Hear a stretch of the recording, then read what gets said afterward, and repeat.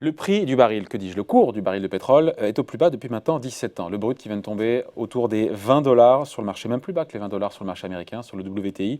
Le Brent se rapproche de la zone des 20 dollars, soit une baisse de 60% maintenant depuis le début de l'année. Bonjour Frédéric. Bonjour. Frédéric Rollin. Conseiller en stratégie d'investissement chez Pictet Asset Management. On a la crise sanitaire évidemment, avec la crise économique, on a la guerre des prix, on en a beaucoup parlé ici entre l'Arabie Saoudite et la Russie. Et là on se dit jusqu'où l'or noir peut s'effondrer. On se dit que 20 dollars, c'est même pas un plancher. Il faut expliquer, on l'a déjà dit, mais on va remettre un peu ça en perspective. Il y a un effet ciseau qui est monstrueux pour le marché du pétrole. On va commencer, il y a la demande, évidemment, on comprend bien, quand on est confiné, quand la moitié de la planète est confinée, il y a moins de consommation de pétrole. Et puis, il y a surtout cette offre pléthorique, on va commencer par ça, l'offre pléthorique, puisqu'on a l'Arabie Saoudite qui ouvre en grand, ce qui paraît contre-intuitif, le robinet de l'or noir.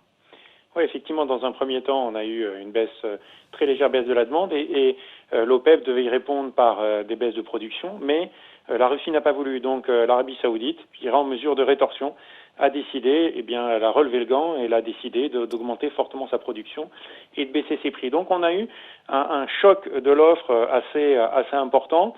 Mais je dirais que maintenant, c'est presque un petit peu le passé. Alors, c'était au fond pour la Russie peut-être l'occasion de casser les reins du pétrole de schiste américain. Mais maintenant, voilà, l'offre est un peu plus importante, mais elle va se réduire assez probablement dans les semaines qui viennent. Je vous coupe, Frédéric, je vous coupe, mais Trump et Poutine se sont parlé. Oui, dit-on alors notamment cette question du pétrole. Je pense qu'effectivement, pour Donald Trump, ce sont la baisse du prix des pétroles. Les premiers perdants aujourd'hui sont probablement les Américains. Oui et non, parce que politiquement, par rapport à ses électeurs, Donald Trump, parce qu'on sait bien que l'essence est beaucoup moins taxée aux États-Unis qu'elle l'est en France, c'est tout bénef pour le consommateur, l'électeur américain. Donc d'un côté, c'est bon pour lui. Hein.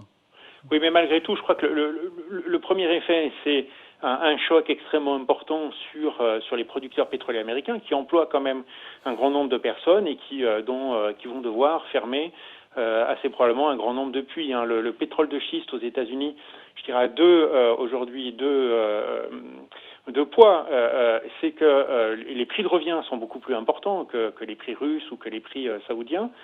Et puis, en plus, c'est un pétrole qui est difficile à stocker parce que souvent, il est loin de la mer.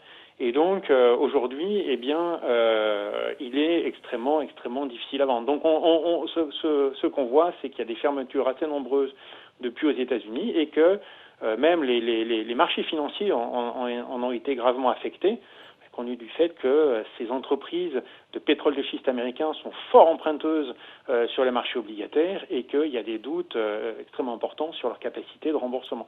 Donc, je dirais, dans un premier temps quand même, c'est très négatif pour les États-Unis. Dans un deuxième temps, certains pays vont en profiter. Alors, vous savez, les États-Unis sont autant producteurs-consommateurs, donc au fond, au total, c'est plutôt neutre, hein, même si ça peut bénéficier quand même à certains consommateurs qui voteraient pour Donald Trump.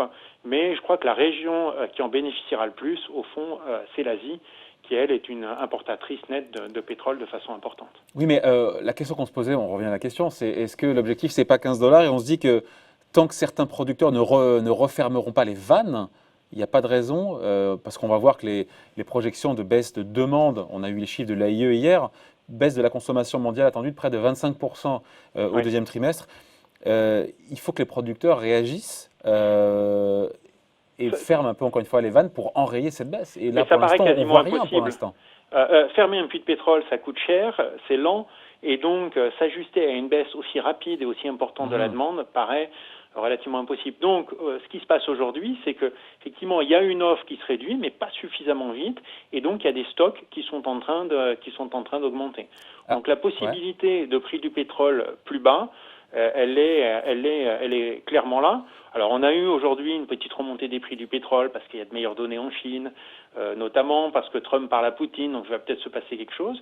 Mais au fond, quand même, on va se retrouver avec des inventaires extrêmement importants, difficiles à vendre, un peu plus facile pour le pétrole de mer du Nord, qui peut les mettre sur des bateaux et les envoyer dans des ports pour stocker, un peu plus facile pour l'Arabie Saoudite. Pardon, je vous recoupe, Frédéric, qu'on comprenne bien cette histoire de stockage. C'est-à-dire qu'en fait, le pétrole, oui, quand il y a une surproduction, On ne peut pas fermer, c'est compliqué de fermer apparemment un puits de pétrole rapidement. Je pensais pas d'ailleurs que je pensais que c'était on appuyait sur un bouton, mais c'est pas le cas. Ça coûte de l'argent, oui. Donc qu'est-ce qu'on fait de ce pétrole? Il est stocké, mais qui le stocke et comment? Alors, on le stocke dans dans des endroits qui sont prévus pour ça, dans des citernes de stockage, qui sont souvent proches des ports, en fait. Hein. Et donc, vous avez le pétrole de mer du Nord qui peut être chargé sur des bateaux pour être stocké dans des ports. Vous avez le pétrole saoudien qui est pour l'instant en grande partie stocké manifestement en Égypte. Mais vous avez le pétrole américain qui est souvent, pas seulement le pétrole de schiste, hein, qui est souvent produit à l'intérieur des terres. Et donc, le coût de stockage et d'acheminement est beaucoup plus important. Et ça aussi, ça va poser un problème supplémentaire à l'industrie pétrolière américaine. Et puis, au total, une fois que alors là, c'est difficile aujourd'hui d'avoir une carte exacte des stockages, ce qui est encore possible de stocker, mais pour l'instant, la baisse des prix du pétrole est probablement, je dirais, relativement modérée par la capacité de stockage, mais quand cette capacité de stockage ne sera plus là, Ouais. on pourra avoir de nouvelles baisses. Donc à court terme, on peut de nouveau, on passe sur la demande, mais voilà, on l'a dit, la demande de pétrole, elle est plombée comme jamais, là, conjoncturellement, là, à court terme. Ah, ça n'est jamais arrivé, une baisse, enfin de mémoire, ça n'est jamais arrivé, une baisse aussi rapide de l'activité. Hein. De la consommation mondiale au deuxième trimestre, selon les chiffres de l'Agence internationale de l'énergie. Oui. Donc à court terme, on se dit, à court terme, il n'y a pas de raison que ça aille plus bas, non? Alors à court terme, comme il y a peu de demandes, ça peut encore aller plus bas. On a même certains prix qui, on a un pétrole canadien, mais qui est un pétrole de mauvaise qualité, puis qui est là pour faire essentiellement utilisé pour l'asphalte, qui est même traité sur des prix négatifs. Là, comment c'est possible ça? Bien parce que les personnes qui ont voulu s'en débarrasser probablement trouvaient que le coût de stockage devenait trop important et on payait quelqu'un quelque part pour le stocker à leur place. Mais bon, c'est un pétrole qui, d'ordinaire, de toutes les façons, a moins de valeur que le pétrole dont on parle généralement. Donc un objectif à 15 dollars, encore une fois, sur le pétrole américain ou sur le Brent, pas impossible du tout. À court terme, c'est pas impossible. Pas impossible du tout, non. Bon, ok, d'accord. Mais après, on se dit, parmi tous les actifs, financiers ou pas d'ailleurs, qui ont le plus baissé, le pétrole, c'est celui qui a le plus trinqué. 15-20 dollars, c'est pas des bons points d'entrée, ça? Alors peut-être. Alors ce qui est intéressant aussi, c'est que il va y avoir probablement une deuxième vague.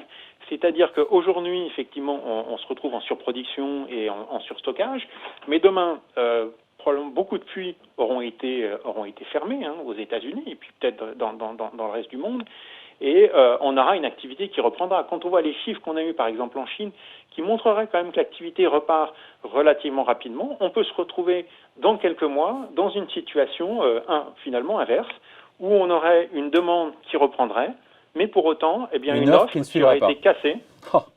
Ouais. Et du coup, une hausse des prix peut-être relativement importante.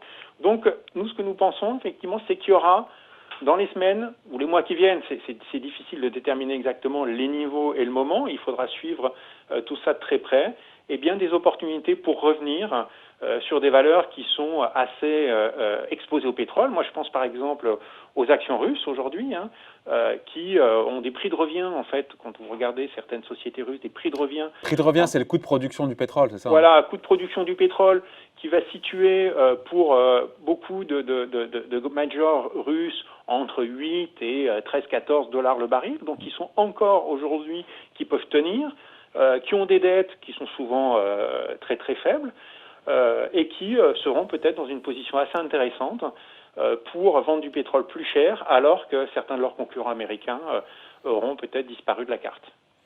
Bon, on en reparlera d'ici là. Merci en tout cas, analyse signée Frédéric Rollin, conseiller en stratégie d'investissement chez Pictet Asset Management. Merci beaucoup Frédéric, bonne journée. Merci. Bye.